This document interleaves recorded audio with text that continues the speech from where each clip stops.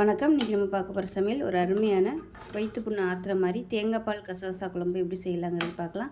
இது இட்லி, தோசை, சப்பாத்தி, சாதம் எல்லாத்துக்குமே சூப்பராக இருக்கும். இந்த ஒரு குழம்பு வச்சிட்டிங்கன்னா காலையில் இந்த குழம்பு வச்சிங்கன்னா எல்லாத்துக்குமே எடுத்துக்கலாம். மத்தியானத்துக்கு எடுத்துக்கலாம், டிஃபனுக்கும் எடுத்துக்கலாம். இதுக்கு சைடிஷாக நீங்கள் ஏதாவது ஒரு வறுவல் தொட்டு சாப்பிட்டிங்கன்னா அருமையாக இருக்கும். சிம்பிளாகவும் இருக்கும். வாங்க அதை எப்படி செய்யலாங்கிறத பார்க்கலாம். ஒரு மிக்ஸி ஜார் எடுத்துக்கலாம். 1/4 கப் அளவுக்கு துருவின தேங்காய் சேர்த்துக்கலாம். இது கூட ஒரு டேபிள் ஸ்பூன் சோம்பு. இது சோம்போட ஃப்ளேவர் தான் நல்லாயிருக்கும். அதிகமாக சேர்த்திங்கன்னா 1 டீஸ்பூன் போல் கசகசா. இப்போ இது எல்லாத்தையும் கொஞ்சமாக தண்ணி ஊற்றி நல்லா நைஸாக அரைச்சிக்கலாம். இப்போ நமக்கு தேங்காய் பேஸ்ட்டும் ரெடியாக இருக்குது. நல்லா வலுவலுன்னு அரைச்சிக்கணும். தனியாக இருக்கட்டும். இப்போ ஒரு குக்கர் எடுத்துக்கலாம். தேவையான அளவுக்கு எண்ணெய் சேர்த்துக்கலாம். எண்ணெய் சூடாயிருச்சு. ஒரு 3 துண்டு பட்டை, 3 கிராம்பு, கொஞ்சமாக கல்பாசி சேர்த்துக்கலாம். இது கூடவே 1 டீஸ்பூன் போல் சோம்பு சேர்த்துக்கலாம். இது எல்லாமே நல்லா பொரியட்டும். இப்போ இதில் ஒரு கையளவுக்கு சின்ன வெங்காயம், அதாவது ஒரு 10லேருந்து 15 சின்ன வெங்காயம் 2ஆக கட் பண்ணதை சேர்த்துக்கலாம். அது கூடவே ஒரு 3 பச்சை மிளகாயும் சேர்த்துக்கலாம்.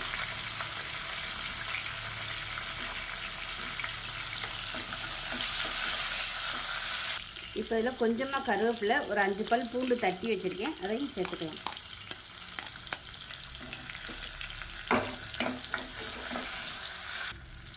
இப்போ இதில் 1 டீஸ்பூன் இஞ்சி பூண்டு பேஸ்ட் போட்டு நல்லா வதக்கி வச்சுக்கலாம்.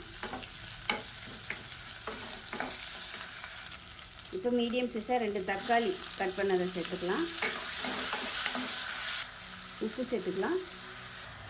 தக்காளி லேசாக மசிய ஆரம்பிச்சிருச்சு. இப்போ இதில் 1 டேபிள் ஸ்பூன் குழம்புத்தூள் சேர்த்துக்கலாம். 1/2 டேபிள் ஸ்பூன் தனி மிளகாத்தூள் சேர்த்துக்கலாம். இப்போ இதையும் சேர்த்து நல்லா வதக்கி விட்டுட்டு முருங்கைக்காயும் உருளைக்கிழங்கும் சேர்த்துக்கலாம். நான் வந்து ஒரே ஒரு முருங்கைக்காய், ஒரே ஒரு உருளைக்கிழங்கு சேர்த்துருக்கேன், கட் பண்ணி வச்சுருக்கேன், அதை சேர்த்துக்கலாம்.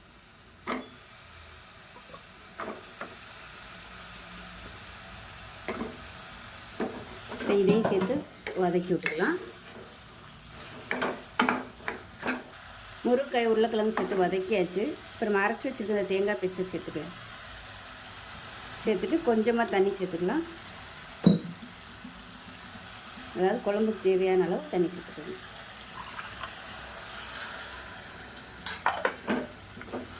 நல்லா கலந்து விட்டுட்டு குக்கரை மூடி வச்சிடலாம். இன்னும் கொஞ்சம் தண்ணி சேர்த்துக்கலாம். ஏன்னா கசகசா சேர்த்துருக்கறதுனால நல்லா கெட்டியாக வரும்.